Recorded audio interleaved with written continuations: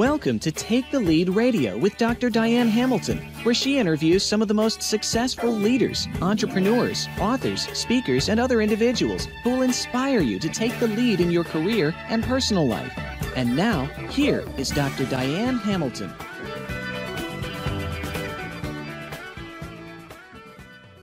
I am here with Donald Hoffman, who received his PhD from MIT and joined the faculty at UC Irvine in 1983, where he is a professor of cognitive science. He is an author of over 100 scientific papers and 3 books, including Visual Intelligence, and his new book, The Case Against Reality. I'm so excited because I read that book and I loved it. So it's so nice to have you here.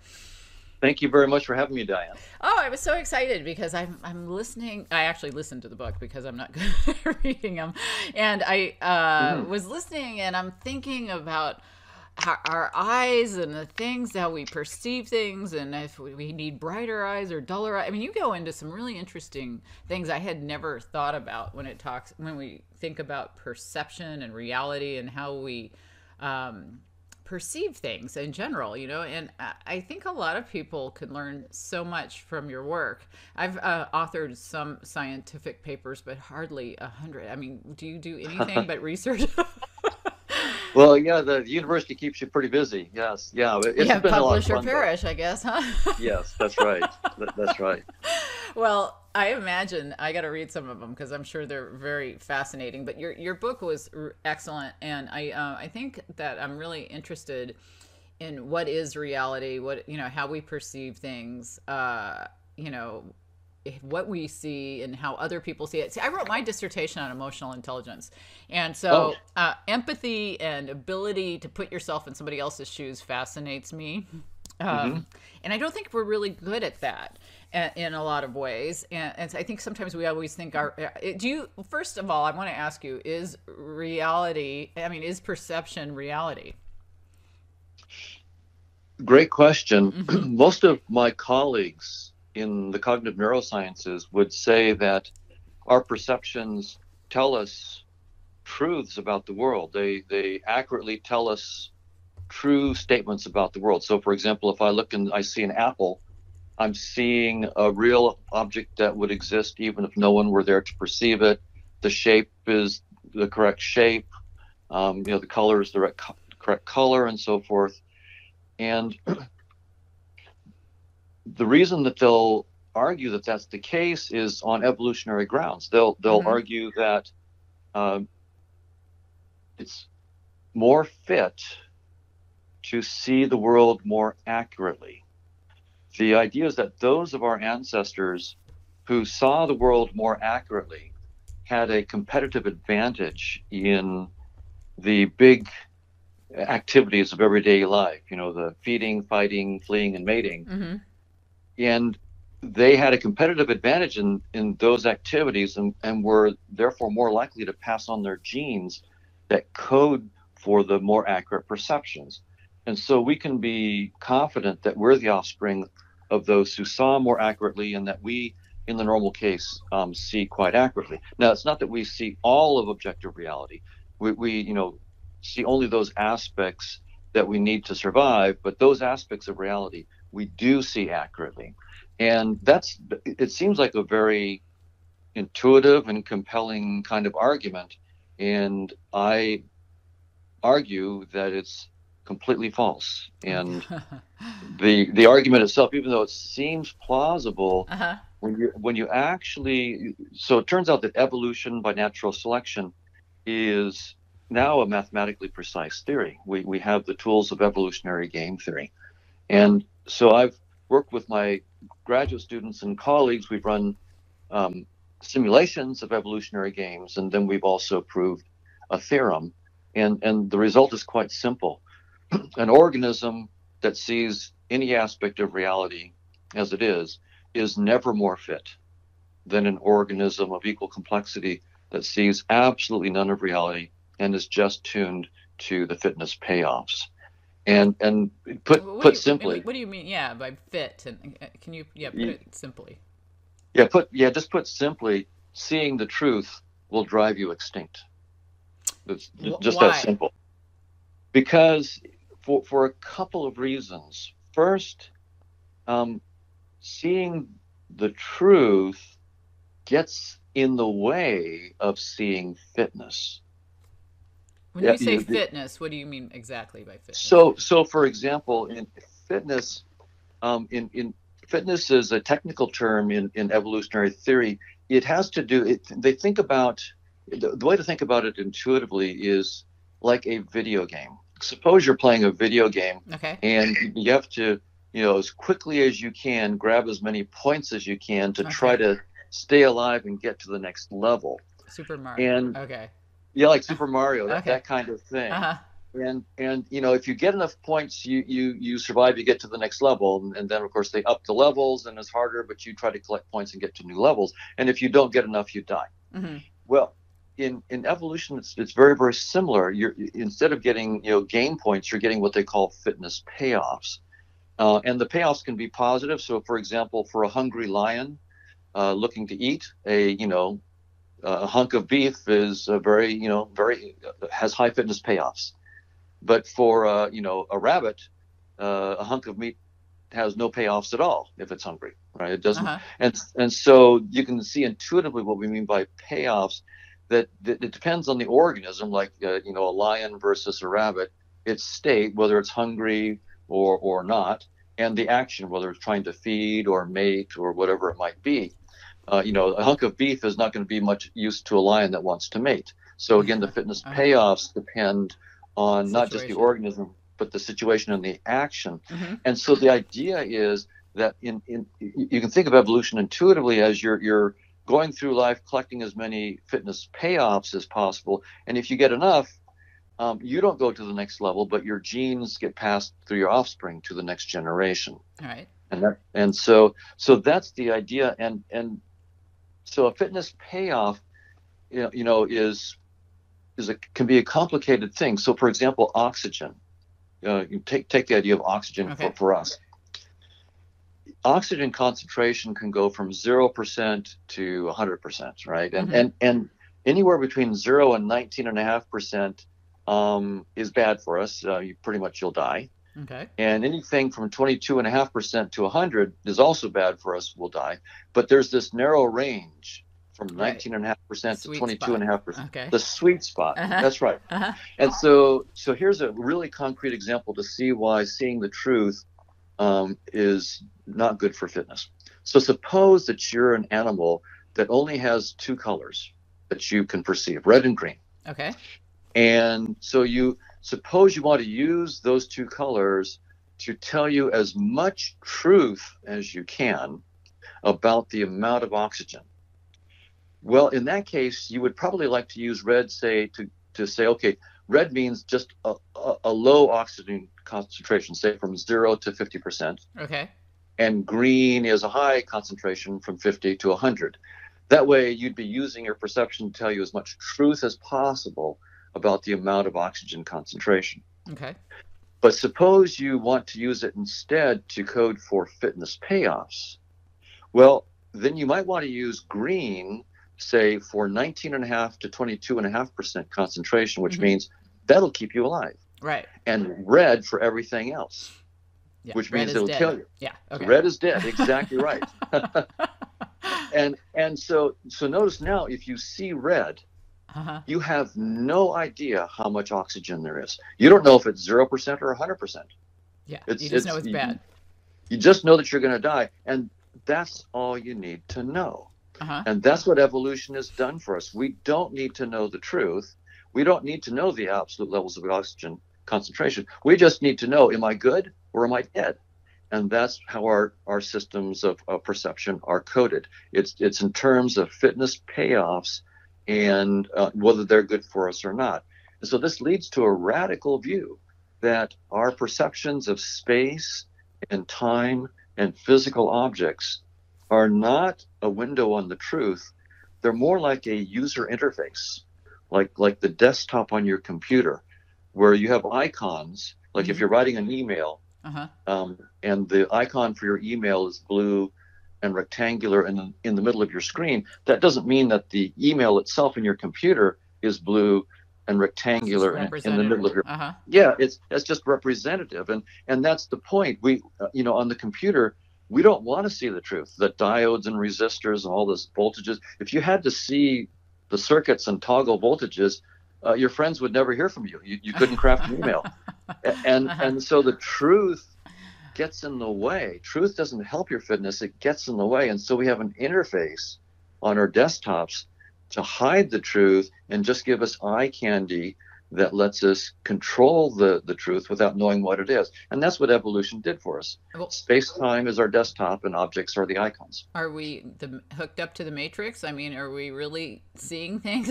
Or is this reality? I mean, do you get that deep into it? That's a great question. It's space-time and physical objects. We normally think of space-time as the foundational reality. Mm-hmm. And until recently, physicists had been saying that physics is the basic reality, and physical objects like quantum fields or apples and so forth are fundamental reality. And I'm saying that absolutely not. These are just an interface to whatever reality is. They're not the reality. They're just our user interface, just like the desktop on your computer. Mm-hmm. All the pixels and nice little beautiful icons. That's not the reality of your computer. That's just a nice little user interface that stands between you and all the circuits and software, mm-hmm. between you and the reality, and hides the reality. And that's what we've got. There is a deeper reality behind space and time, but it's utterly unlike space and time and anything inside space and time. What our theorem shows is that the very language of shapes and colors and space and time is simply the wrong language to describe objective reality.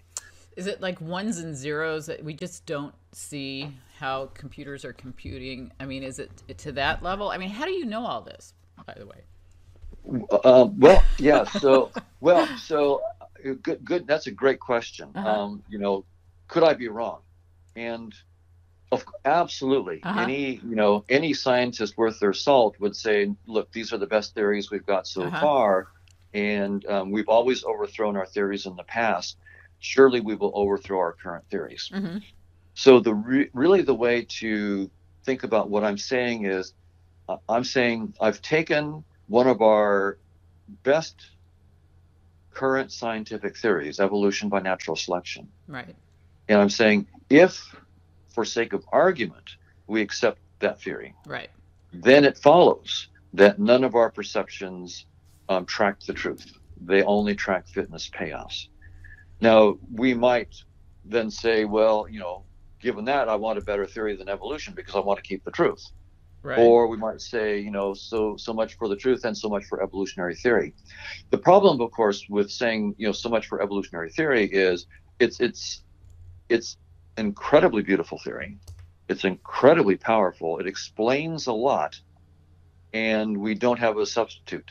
So if you throw it away, you're left without any theory to understand biology. Mm-hmm. And so what scientists do is they say, well, we might take evolutionary theory as just the best work in progress we have so far. If that theory entails that we don't see reality as it is, we may want to look for a deeper theory. But it's interesting, the bit about we don't see the truth is not an extraneous aspect of the theory. It's integral to the very core of it. So if we're going to get if we want to keep the truth, we will have to radically change evolutionary theory, radically. What percent of people do you think believe in evolutionary theory? Among scientists, it's 99.99%. Right. And my attitude about it, I don't believe any scientific theories, including my own, because I think that belief uh-huh. is not a useful attitude. Uh-huh. I think, a deep understanding of the theories, a real technical understanding of theories, appreciation of their beauty, appreciation of what they can predict, that's all very, very powerful, and I'm all for it. But my attitude is we should always try to be iconoclastic. Mm-hmm. Can we figure out where our current theories mm-hmm. fall down and try to come up with something new? Right. So the thing is that it's one, when I say I don't believe evolutionary theory, I say it in a very different way than many people would say it. I'm saying I've studied the theory. I think it's incredibly beautiful. It explains so many other things. We have no better theory that can explain. It's as good as it gets at this point. That's as good as it gets right now. Yeah. So whatever new theory we come up with, we're not simply throwing away evolution by natural selection. We need to have a theory that, in some sense, captures what evolution by natural selection captures, plus goes a step further. So it's not like throwing it away. It's rather, it's like Einstein's theory of relativity. Right. We don't throw away Newton's, physics. Right. We include it as a special case and go deeper. And that's what we're going to have to do. Yeah, I listen to Neil deGrasse Tyson's book a lot at night because I love Death by Black Holes, one of my favorite books, and trying to know how to they're trying to get a theory of everything, right? And it doesn't. They can't get it to work, so you're going to have to prove something doesn't work sometime along the way, or we're missing something, to make these puzzle pieces fit that don't fit. So I think a lot of people don't look into all these things because they just go with belief and faith. So you're not a belief and faith kind of guy. You're saying you want to continue to explore, right? That's right. Mm-hmm. Even as a scientist, it's much better to even take your own theories with a grain of salt. You need to have enough excitement about them and enough, confidence in them to pursue them, to see where they can go. But you should be ready as new data come in or new ideas come in to radically revise your theory or drop it and come up with something new. So belief gets in the way. So understanding, I think, is a good attitude. Trying to understand, trying to critique, and then trying to break. That's what really good scientists try to break our best theories. Right. And you pointed out that right now, in our quest in physics for a theory of everything, we run into a huge problem that general relativity and quantum field theory just don't play well together. Right. Yeah. They're incompatible, and it's not a trivial incompatibility. It goes to the core assumptions that are built into the two theories. They're fundamentally incompatible, and right. So you can't figure out dark matter or anything else until you figure that out, right? Quite possibly, we could be quite hamstrung. And one of the things that's come out in physics is, at least since Newton, we've assumed that space-time is fundamental. And even in Einstein, space-time is fundamental reality. And quantum field theory, also the quantum fields are defined over space and time. And so we've taken space-time to be fundamental, but there's been some recent work in physics that's leading several physicists, including Nima Arkani-Hamed, Ed Witten, and David Gross, to say that space-time is doomed. And that's a quote. Space-time is doomed. And the idea is that space-time has had a good run. It's been the foundational concept for several centuries, but it's over. And we need a deeper concept. Do they suggest something to replace it? Well, what Nima Arkani-Hamed is looking at is something that he calls the amplitude hedron. And it's a geometric object that is not inside space-time. It's outside of space-time, and he doesn't know what space really it is. He doesn't know what this is, but it has symmetries that cannot be manifested directly in space-time. They can only be projected into space-time. So there are deeper symmetries in reality. And he's forced to this conclusion by looking at the results of particle collisions, like in the Large Hadron Collider. Right. When they look at, two gluons smash into each other and 4 gluons come spraying out. And you can look at the probabilities for various kinds of what they call scattering events. And when you look at these scattering probabilities, they call them scattering amplitudes because they're doing complex probabilities instead of, complex amplitudes instead of probabilities. What they find is if you force yourself to think and compute in space-time, The math is ugly. It's messy. It's in fact, it's so ugly that you can't compute it in real time. It would be impossible to do the experiments in real time.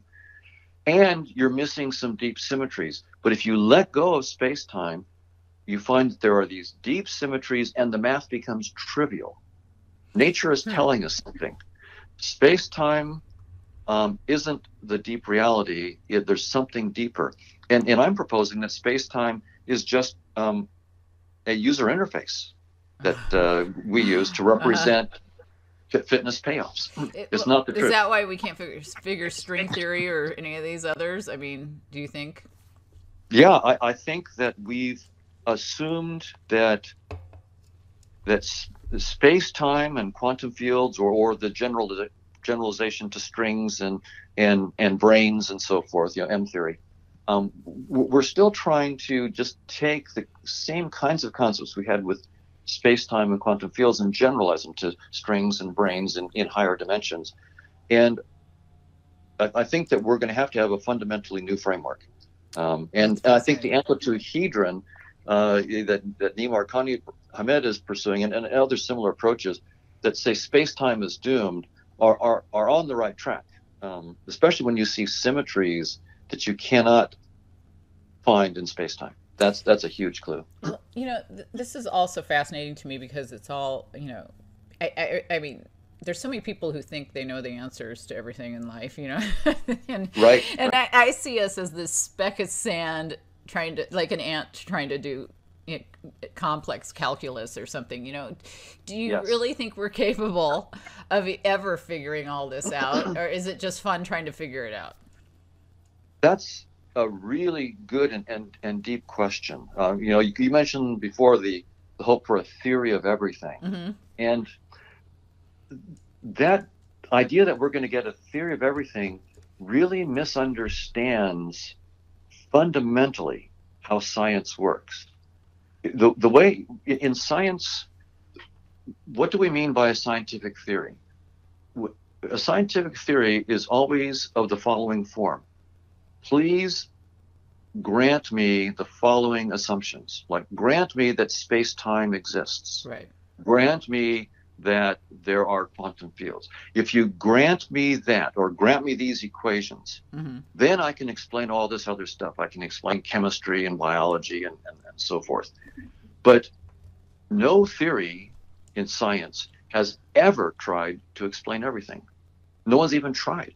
There's always a set of assumptions at the start of a scientific theory. And from the point of view of the theory, those are miracles. They're magic. Right. Because the theory cannot explain them. It doesn't try to explain them. It says, assume this. And so, and there's no scientific theory ever that could explain everything. Every scientific theory is always going to say, grant me these assumptions and I'll explain everything else. So what science is really about is going after deeper and deeper and deeper assumptions. But we'll never get to the bottom. It's so interesting. In my research and curiosity, one of the things I found that holds people back are their assumptions. So yes, that's right. You can see why it would, right? We come up with these ideas. Well, this is what it is, but it's not necessarily what it is. And we have these things that it's just the whole idea of what we see versus what is real fascinates me, or what we think versus what is real, and what is real if we can even determine what is real, because everybody has a different thing. I remember a friend of mine who's colorblind said he doesn't know that if his green, it really looks like red to him, I mean, and then you hear these things and you're like, wait a minute, it makes your head hurt. So does your head hurt a lot thinking about all this? Yes, it's not just been like a geeky intellectual adventure. It's been quite an emotional adventure, because we're sort of deeply programmed to just believe that we believe our eyes, we believe our senses. We take them as telling us the truth. And in fact, as you probably well know, Piaget pointed out that we get what he calls object permanence when we're very, very young. He thought maybe 18 months old, but later research shows that we get object permanence when we're even just 3 or 4 months old. And that's the deep belief that the objects that we see exist and are real, even if we can't see them. And so we're programmed to believe that. So the classic example that Piaget and his colleagues would give is before 18 months of age, you have a little infant on the bed, and you have a little doll, and it's playing with the doll, and you take the doll and you put it behind a pillow while the child is looking. And before a certain age, say 17 or 18 months, once you put it behind the pillow, they just go on as though there was no doll. And Piaget interpreted that as saying, well, up to a certain age, out of sight, it doesn't exist. But after age 18 months, you put it behind the pillow, and the child goes looking for it. It knows the pillow. Exactly. It still exists. It calls that object permanence. And then later experiments showed that this notion of object permanence, you can show evidence for it even as early as like 4 months of age. And so Piaget just his experiments weren't sensitive enough to find the younger age. And so what this says is, we're programmed. So now I'll put on the evolutionary hat, right? Okay. So I'll interpret everything in evolutionary mode. We're programmed by natural selection to assume that what we see is the truth, and that assumption just comes into us around 4 months of age. We're not rational. We're not able to question it. We're not able to reason about it. It's just there. So by the time we reach the age of reason, we've lived all of our lives with that assumption. So it's really hard for us to step back and ask the question, is the moon really there when no one looks? It reminds me, really isn't there hard. A joke? Is a man still wrong if his wife complains that he's not there or something? That's what comes to mind. Yeah. If a man, the joke. If a man says something in the forest and there's no woman there to hear him, is he still wrong? Is he still wrong? Yeah, that one. It's better. Something like that. Yeah, it was great. That's pretty fun. Yeah. Yeah, but is the moon still there? I mean, in your ideas of what you're studying, are you saying it is, or it isn't, or it's all a hallucination? I mean, the one TED Talk I watched, it's we're all what's reality was the hallucinations we all agree upon. Do you agree with that? We tend to agree.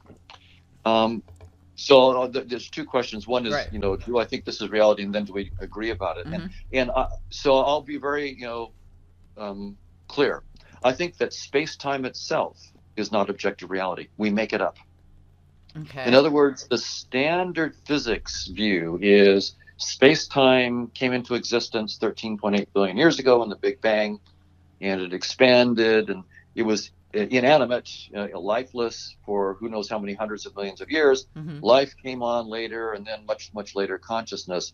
And then just, in the last few seconds of geologic time, Homo sapiens has appeared on the scene. And so we're, tiny bit players, latecomers on the pre-existing stage of space-time. That's the standard view. And I'm turning the whole thing around. I'm saying, no, we're not bit players on this ancient stage of space-time. We're the authors of space-time. We create it on the fly as we need. It's a data structure. So now I'm thinking in evolutionary mode. It's a data structure that we use to represent fitness payoffs and how to get them. And physical objects are also data structures that we use to represent fitness payoffs and how to get them. And the data structures that we use have no resemblance at all to whatever objective reality might be. Will we ever know what objective reality is? I mean, Right. So the answer there, well, first, you did ask, do we all see the same thing? Right. And the answer is we don't. 4% of us have synesthesia. Which is? Synesthesia is, it's an interesting phenomenon. And again, 4% of us, so it's not that rare. Right. It's where people have experiences that are very, very different from the rest of us. So I'll be concrete. Okay. There was a guy named Michael Watson. Everything that he tasted on his tongue, he felt a three-dimensional object in space in front of him. He could feel it with his hands. He could put his hands all the way around it. It had a temperature. It had a weight. It had a texture. It had sponginess. So, for example, almost like a sixth mint. sense. Huh. That's right. He used three-dimensional objects as a data structure to represent tastes. Mint was, for Michael Watson, a tall, cold, smooth column of glass. And he could put his hands all the way around it in 3D. And you could feel the texture, he could feel the temperature, he could feel the weight of it. Angostura bitters was a basket of ivy. He could feel down the leaves of the ivy, down the tendrils and so forth. He could feel the sponginess of it in 3 dimensions. And Caro syrup was a bucket of BBs. He could fill the BBs in the bucket with his hands. Such a strange assortment of things. You know what I mean? That's right. Although the mint being tall, cold, smooth glass somehow seems right to me. I don't know why, but it feels. But is it almost like our brain creates what it should be based on our experiences? You know what I mean? What he turns it into. You know what I mean? Well, yeah. So from an evolutionary point of view, I would say that what we see with Michael Watson is that we're taking something like a taste, right? Like the taste of mint. Right. That taste doesn't have a shape. It doesn't have a color. It doesn't have a mass. It's a taste. And he's representing it with a 3-dimensional object that has a shape, a texture, a mass, and a temperature. None of those things are intrinsic to tastes.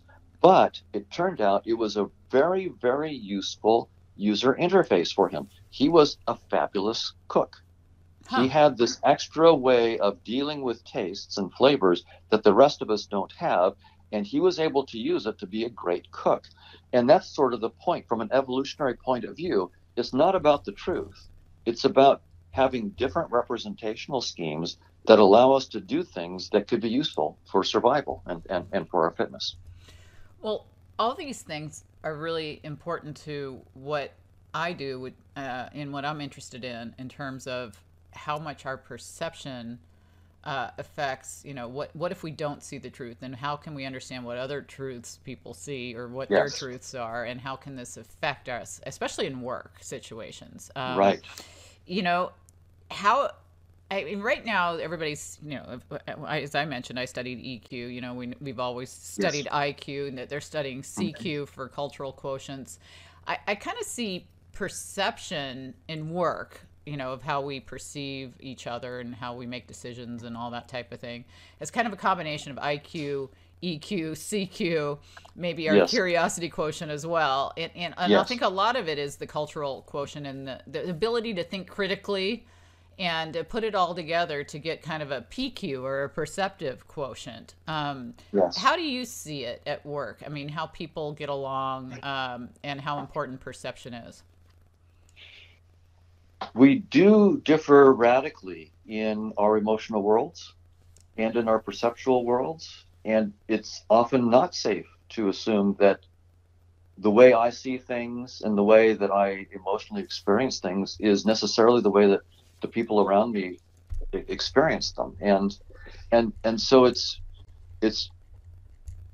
often we will project onto others what is true for us, and it may not be true for them. And so it's very, very difficult, because it's if someone is living in a different emotional world from me, it may take a while for me to even expand my horizons and my concepts to be able to understand that other person. So having an attitude of openness and not assuming that I know what's going on, but actually talking with the person and finding out what's going on as best I can. Having curiosity about them. Having curiosity, absolutely, as opposed to assuming that you know, I think is very, very critical. And it doesn't come natural. Most of us just assume that, oh yeah, well, the way I perceive the world and the way I experience it, that's the way everybody does. And you know, you're probably well aware that there's some debate, but there's quite a bit of literature on the average differences in the emotional worlds of men and women. That there are differences that we have just because we're men and women, statistically. Such as, just people will probably be interested in hearing about that, because that's an interesting thing in the workplace. It is, and you know, there is some controversy, and so but here some of the data that I think is really interesting Jim Fallon, who's a professor of anatomy here, neuroanatomy at UC Irvine, showed me some work that he'd done. They showed men and women pictures that were quite emotional, like death masks of faces and so forth. And they found that a lot of our emotional responses are correlated with activity in a part of the brain called the amygdala. And you have an amygdala in the left hemisphere of the brain and amygdala in the right hemisphere. And what they found, and it took them several experiments because they couldn't understand what they were getting until they realized, wait, we need to separate the men and the women data. Mm-hmm. And when they did that, they found that all the men had activity, I believe it was in the right amygdala, and all the women was in the left. Huh. So it was a complete difference in which side of the brain, what we call lateralization. Right. And what does that tell us? Well, the next step that Jim told me was the interesting thing. He said the amygdala itself is a complex structure with lots of subnuclei. And the subnuclei that were active in women were almost entirely different than the subnuclei that were active in men. And what he said to me was effectively that the neural processing of emotional information in the brain mm-hmm. is almost 95% different between men and women. So it would be no surprise. It would be no surprise if our style of emotional responses are very, very different, and that if we do what we normally do, which is say, okay, someone acts in a certain way, right? Someone gets upset in this situation, and or they say something, and I say, okay, to understand them, I'm going to have to figure out what would I have to be thinking and what would I have to be feeling if I behaved that way. And it's very likely that if a man does that, he will get the wrong answer for a woman. So he can't have empathy because of how he thinks? Well, he's going to have a deeper kind of empathy. Uh-huh. The knee-jerk reaction that we normally have, which is to say, this is what I would have to be thinking and feeling to act that way. Mm-hmm. We're going to have to go even deeper and say, what would that person possibly be thinking and feeling? Empathy squared. Empathy squared. That's right. There's your next book. Exactly. In other words, not everybody is in the same box that I'm in. Right. And I can't shoehorn everybody into my box. I'm going to have to first say, here's what I would be thinking and feeling to act that way. Mm-hmm. But this person might be utterly different. They might be thinking So, for example, it's a classic thing, among a lot of men and women that men don't want to share their feelings. And if a man shares his feelings, it's only in general because he's at the end of his rope. Yeah. And he needs help. Mm-hmm. And so when if a guy comes to me and so I'm talking straight guys right now, mm-hmm. Straight guy. If a straight guy comes to me and tells me some of his feelings, that's a cue to me that he wants some advice, because otherwise he wouldn't be telling me this stuff. But that's not the case many cases for a woman. Mm-hmm. If she tells you your feelings, that may not be that she wants to have advice. It might be, but in many cases it doesn't mean that she wants advice, and she might be upset if someone gives her advice. And so for a man, that would be a point of misunderstanding in many cases. I gave her advice, she's upset about it. What's up? So we have to actually go, as you say, empathy squared. Uh-huh. Not just what would I be thinking and feeling, but how might this person actually be thinking and feeling in a way that's different from me, that's not natural for me, and can I learn to try to get into their world, which is different from my world? That might explain the success of John Gray's Men Are From Mars or From Venus, mm-hmm. because there is so much that we have different, and you don't know what you don't know. And I think that's what frustrates me. I think when I talk to people sometimes and they're just like, well, this is the way it is, and they're just unyielding. We see that. Don't you see that with the majority of people? I mean, or is it just me? No, we tend to be programmed, it seems, to take our current beliefs as the truth. And it's very hard. Dogmatism seems to come very natural to us. Well, we're taught religion as a child, or some sort of spirituality. What is the relationship between science and spirituality to you? Oh, very good question. I think that it's very, very deep. I think that both have they're filling a different part of the elephant, so to speak, and they both have something different to offer. I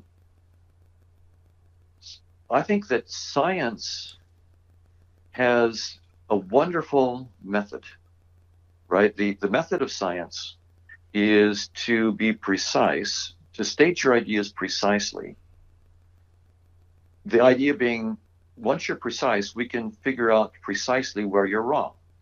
We can find experiments and data that will find out precisely where you're wrong, and that way we can revise the theory. Now, of course, individual scientists are just as dogmatic as anybody on the planet, but science as a social institution is non-dogmatic. It will eventually find the problems in the theories, because it pits one scientist against another.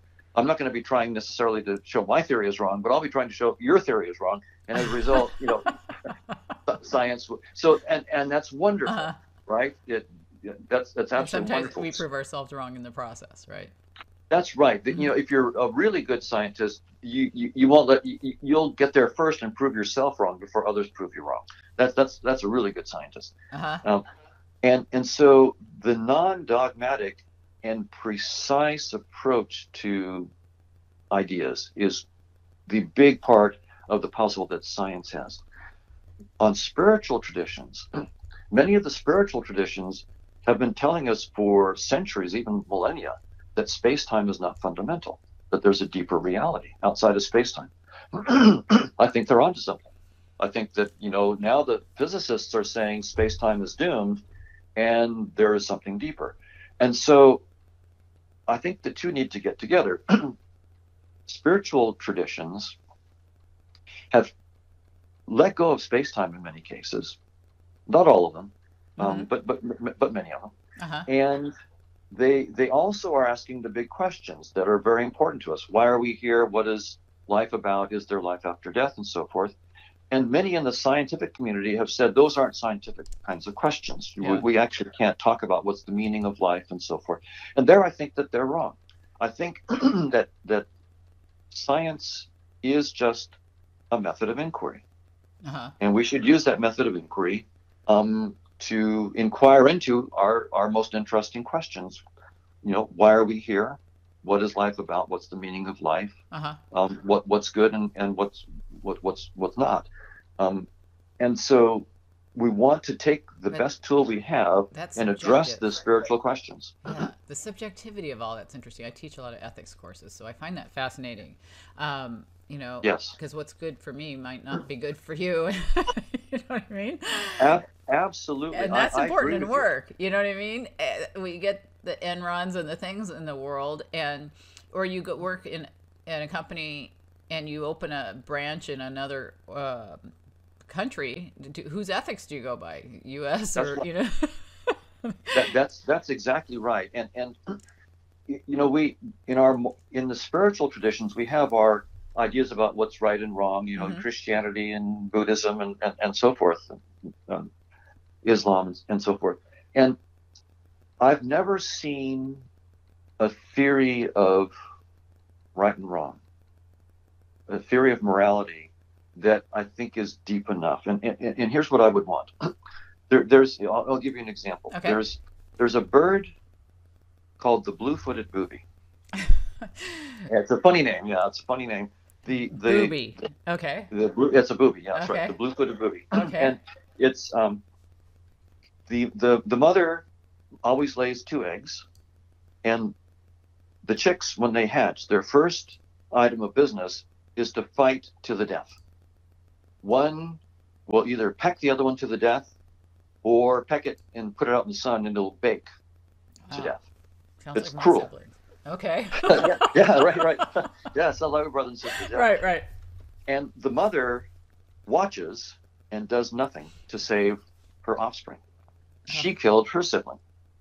And from an evolutionary point of view, the situation seems to be that in the niche where the blue-footed booby lives, there are enough resources to raise one chick, but not enough to raise two.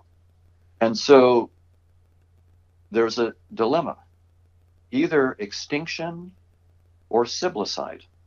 Those are the alternatives. And evolution has gone with siblicide over extinction. Now, from the human point of view, siblicide, killing your brother or sister, is just flat out, appalling. It seems terribly wrong. Right. Even though we fight, we don't want, we think it's natural to fight, but it's unnatural to fight to the death.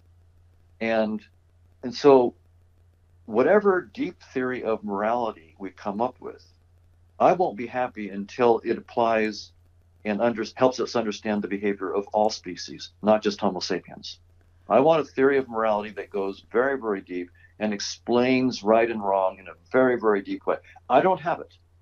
And it's best to say so I don't have a theory of morality that I'm satisfied with. And I've studied a lot of theories of morality, and I'm not satisfied with any of them. Well, do you think that that's possible when we all have such unique perceptions of the world to ever come up with something like that? That's an open question whether we will. I'll put it this way.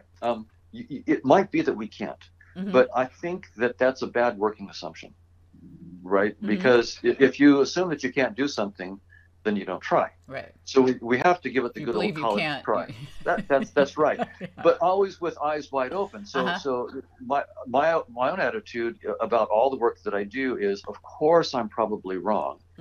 And who knows if I can ever come up with a theory of morality? Who knows if I can ever come up with the correct theory of objective reality?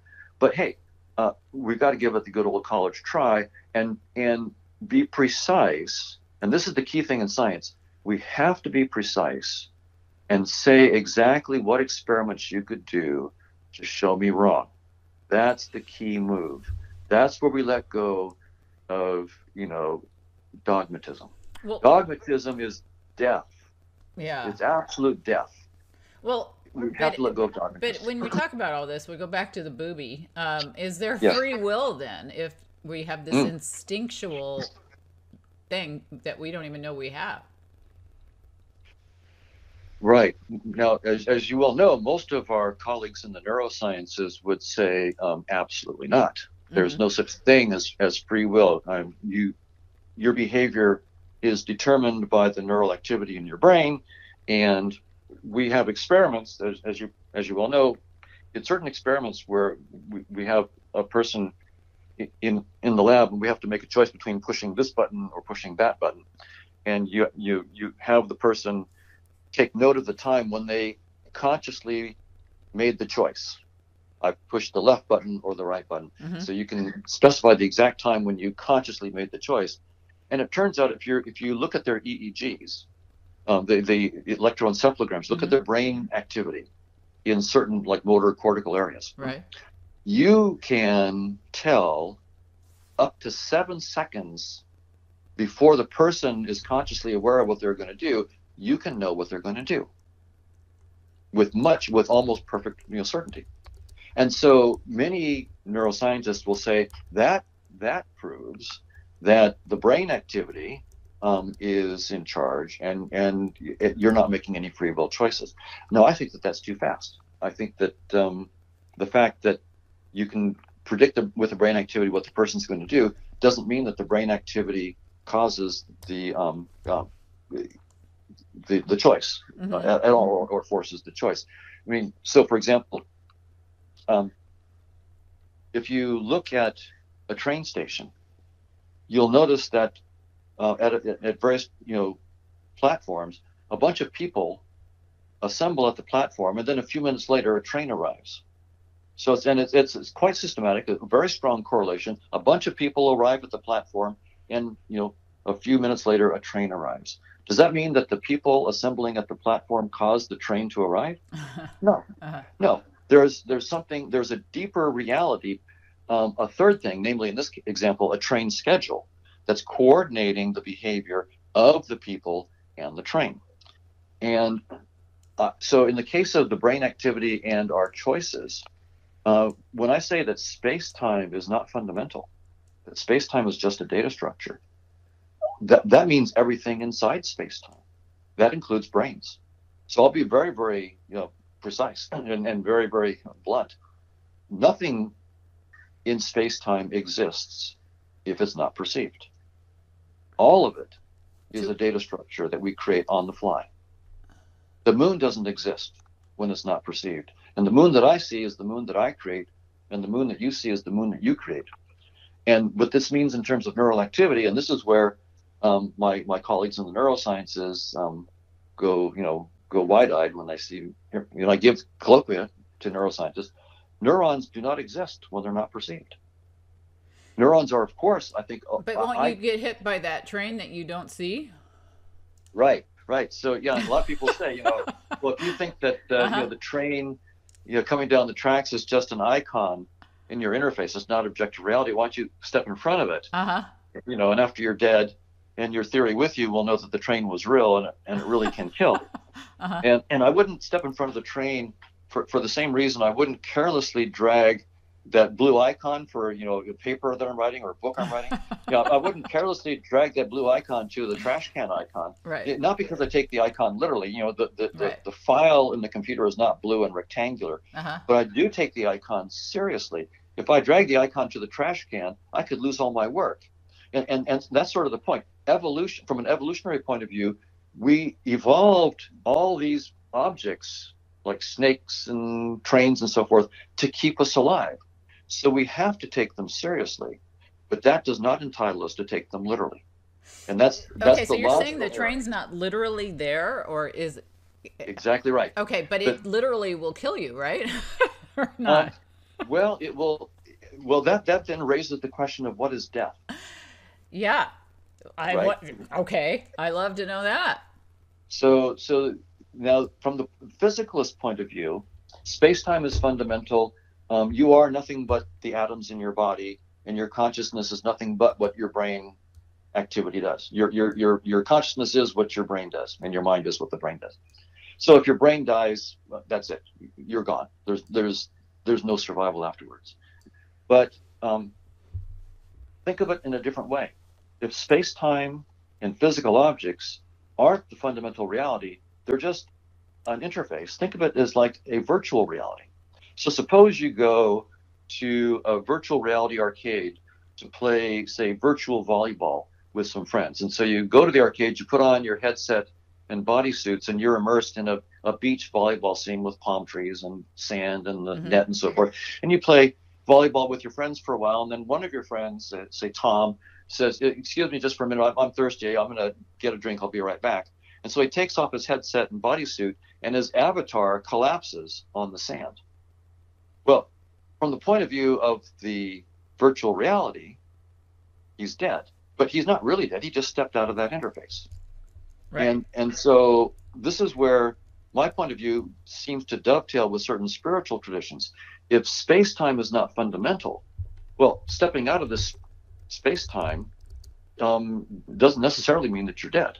Now, I'm not proving that there is life after death, but I'm just saying that the physicalist assumption that death is the end of everything need not be true.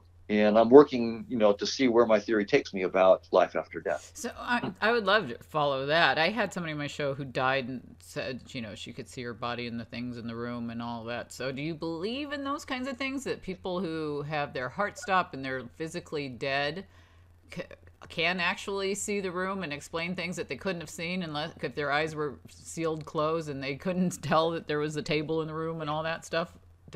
Where does that fit with you? Well, so a couple things to say on that. One is that these the out-of-body experiences can, of course, be induced even when you're not dead, right? So if I take a transcranial magnetic stimulation device, a TMS device, and touch it to the right side of your head near the temporoparietal junction, the TPJ, and inhibit there, you will have an out-of-body experience. And you can see whether your eyes are open or not. Can you see what happens in the room? Well, what you have is a subjective experience that you're outside of your body. Now, the next question, of course, is do you in fact get new information that you couldn't have gotten otherwise? Right. And the careful experiments, there have been a number of experiments that have tried to carefully test that. And right now the evidence suggests no, that there are a few stories here and there where people claim it wouldn't, but you actually do a careful experimental test. There's no reliable evidence that they actually get new data that you couldn't have gotten otherwise. On the other hand, the experience of being out of body appears to be a real experience. Mm-hmm. It appears to be, and one that we can induce. You can also, of course, induce it by taking, various psychedelics, yeah. DMT, ayahuasca, mushrooms, and so forth. If you do that, you can also. So the experience is a real experience, and it's not a surprise to me because from my point of view, even my own body is just an icon. It's not the truth. It's just an icon. So by the way, we can do this in virtual reality. So you have a person with a headset on, mm-hmm. and you have a camera, say 10 feet behind the person, and the camera has got a picture of the person. So you're seeing yourself in front of yourself in the virtual reality world, right? Yeah. Wow. You see an image of yourself 10 feet in front of yourself, and so now someone comes up behind you and starts stroking you on the back. Now, so you feel it on your back, right. But in virtual reality, you see it in the avatar image 10 feet in front of you. And after you do that for a little bit, all of a sudden you jump out of your body and you jump into the avatar. You have an out-of-body experience. Right. I had Todd Maddox was on my show. He was talking about some of this stuff that you can do, and it's really fascinating to me if you actually can put yourself into a female body and see what it'd be like. You know what I mean? Interesting. Yeah, you know what I mean? And I'll have to introduce you to him. You two would have plenty to chat about. But, all this is so fascinating because AI is such a hot topic right now. And I know you had looked into a little bit of Nick Bostrom's work. And I'm curious what you think about some of that, because we're talking about, super intelligence and some of this AI stuff that's out there. Do you want to touch on AI quickly and super intelligence and where we're heading? Yes, and also he's got his simulation theory. I would like to think. What do you think of that? Right. So there's a lot to say. I'll try to be quick on it. So with the standard view of artificial intelligence, well, first I think that just in terms of technological capabilities, it's inevitable that we're going to be beaten by AIs within 20. Beaten in, I think that the best poetry, the best music, the best literature will be written by AIs. What about, will they let us live?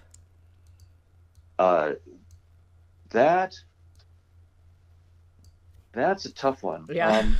I know that there are very, very bright people on both sides of the issue. I know that Steve Pinker is not too worried about that.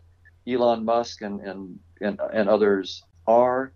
I think that the current generation of AI, not to worry. Yeah. But very, very soon, there's AI that can go rogue. So Boston Dynamics. If you look up Boston Dynamics in Google, you can see videos of robots that can now do gymnastics. It's just they can do backflips.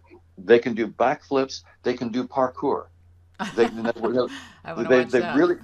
You'll want to see that. Yeah, I'll bet.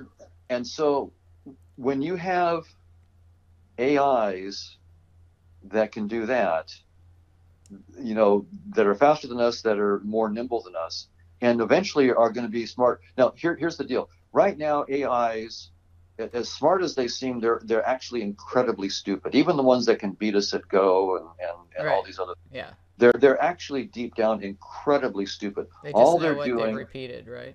They've just learned a bunch of correlations, right. And they're very brittle. You change the situation a little bit, in many cases, they just completely fall apart. But that's just an artifact of our current AI technology. and we're about to fix it. There's work by Judea Pearl and many of his collaborators in causal reasoning. And they have now worked out the mathematics of causal reasoning. We didn't have a mathematical theory of causal reasoning 25 years ago. We now have it. And we're about to give it to the AIs. And when we do that, and it'll take us maybe 10, 15 years to really develop the causal reasoning and really give it to the AIs. When we do that, that's when it's game over for us. Yeah. Because they have more horsepower than us. They can have infallible memory.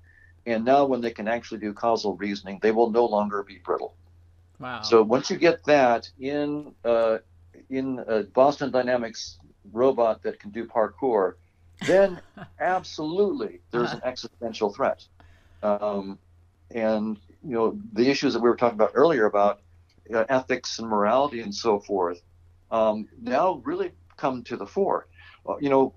We have some ants in my house, and I don't think anything about it. If there's ants on the kitchen table that are getting in the way of me fixing my meal, I don't even think twice about getting rid of them. It's moral questions don't even come up. Right. And will it be the same way with AIs? I mean, will we be like the ants? It's just sort of like Yeah. So that's a problem. So in terms of super intelligence, I think. Yeah, the current generation, the people will say the current AIs, they're not going to do it. And I absolutely agree. The current AIs with just deep learning and convolutional networks, it's not going to do it. They can beat us at little things like Go, and they can see correlations we can't. And it's good. I mean, that's very helpful stuff, but it's not going to beat us at flexible AI. But that's coming within 20, 25 years with the work of Judea Pearl and his colleagues. Now, in terms of Bostrom. There's the question of consciousness in AI, which is a different question. Okay. Because I think of intelligence as something that you can define functionally. But consciousness is something you can't define functionally. I mean, my experience of the taste of chocolate or the smell of garlic or my experience of a headache, these are all what I mean by consciousness. And the question for AI in that is, could we somehow, by getting a complicated enough program in a computer, in an AI, could the magic of having experiences, having headaches and smelling chocolate and so forth, could the computer really have those experiences? And I think the answer depends on your theoretical framework. If you're a physicalist and you say that objective reality is fundamentally unconscious, and circuits and software are fundamentally, in the simple case, they're unconscious, then you have to be claiming, if you want to say the AIs could be conscious, you have to claim that somehow these unconscious circuits and software, when they have the right algorithms, the right complexity, the right integrated information, or the right collapse of microtubules or whatever it might be, somehow conscious experience happens. And I think that just doesn't work. There's been no scientific theory that can, I'll put it very, very bluntly, you cannot start with unconscious ingredients and boot up consciousness. Can't be done. Yeah. Well, just can't be done. But as you would say, you could be wrong, right? Absolutely. I could be wrong. Yeah. You don't know. Absolutely. Right. What That's I like what to do makes is it start so with interesting. consciousness. So I start with consciousness. So the theory I'm working on is I'm proposing that consciousness is fundamental, and I have a mathematical model of consciousness with my colleagues. And so from that point of view, it's the AI question is very, very different. So the standard question is, how could unconscious circuits and software suddenly become conscious or, gradually become conscious? But I have a different point of view. Suppose that consciousness is fundamental. And again, I could be wrong, but at least I'm making a mathematical model of it. Right. And our user interface, space and time and physical objects, gives us portals into the realm of consciousness. So, for example, if you look at your own face in the mirror, what you literally see is just skin, hair, and eyes. But you know firsthand that what you don't see, what's not visible in the mirror, your beliefs, your aspirations, your hopes, your dreams, your headache, your love of music, the sights and smells and sounds that you're experiencing. That whole rich world of your conscious experience is hidden behind your face. Your face is a simple symbol. And when I look at a person, I see their face. I'm creating the face that I see, but that face is a portal into the consciousness of the person. So if I see the person smile, I see their face smile, I can fallibly, but fairly reliably, guess that they're feeling happy or some positive emotion. And if they're frowning, I can guess something about their conscious experience. In other words, there are physical objects like faces that serve as portals into this deeper realm of consciousness. When I look at my cat, I also believe that I'm interacting with a consciousness. I believe that, I wouldn't want to abuse my cat because I believe that the cat would really feel pain. Mm-hmm. It really is conscious, and it would be absolutely cruel for me. The cats are not a machine that are unconscious. They are conscious. And so what I'm saying then is that my cat icon that I create is a portal into a real consciousness. It's a consciousness that's sort of alien to mine, but nevertheless, I can figure out that my cat likes this food and doesn't like that food and likes to be pet and so forth. When I see something that I call an ant, or a mouse, my portal is much dimmer. I Mm-hmm. think I'm interacting with a consciousness. And that's how we can eat meat. Right, exactly. Uh-huh. So now here's how. So all of that is prelude to the AI question. Uh-huh. The question is this: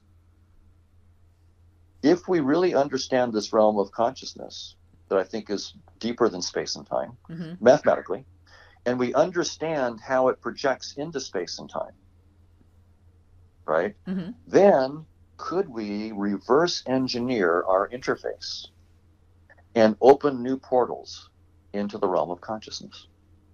So it wouldn't be necessarily creating a new consciousness, but opening new portals. And for what it's worth, I think yes. I think that when we get a mathematically precise theory of this, what I call a realm of conscious agents, mm-hmm. and so I think of it this way.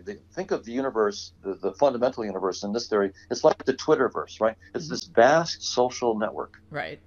And there's all these people. There's tens of millions of Twitter users, billions of tweets, lots of stuff trending. If you were trying to, understand all of that, you couldn't see all of the tweets. You couldn't interact with all the Twitter users. It would be overwhelming. So what do you do when you have overwhelming social media complexity? What do? We use visualization tools to dumb it down and to make it so that we can understand what's going on. And that's what space and time and physical objects are. What we thought was the fundamental reality, space-time is fundamental, the moon and the sun are fundamental. No, these are just a visualization tool that we're using to interact with this vast social network of interacting conscious agents, which is the deeper reality. And once we understand that, so we understand the dynamics of consciousness mathematically, understand our interface, how it works, then we can hack it. And we can hack new portals into the realm of conscious agents and open up. So we might be able to use the technology of silicon and circuits to do that. And in which case we would be saying, oh, well, we have an AI that's conscious. But it wouldn't be taking unconscious ingredients and somehow booting up consciousness. It would be using our interface with new technologies to open up portals through the interface into the realm of consciousness. It's a completely different way of thinking about things. Wow. It's just so interesting to talk to you. I would be able to keep you on the phone for the rest of your life with my questions. But I know that everybody is gonna really want to read your book, though, because I really enjoyed it. We didn't get to go into any of the stuff that you really even get into in the book. I mean, I hope everybody takes some time to check it out, because I found the stuff about how, our eyes, of how we perceive people, Necker cubes, whatever it was that we, all the different things that, why we see things the way that we do. So fascinating. And I think a lot of people would love to find out more about your work and read your books. Is there some kind of a site or something you'd like to share? Let's see. Well, the book is called The Case Against Reality.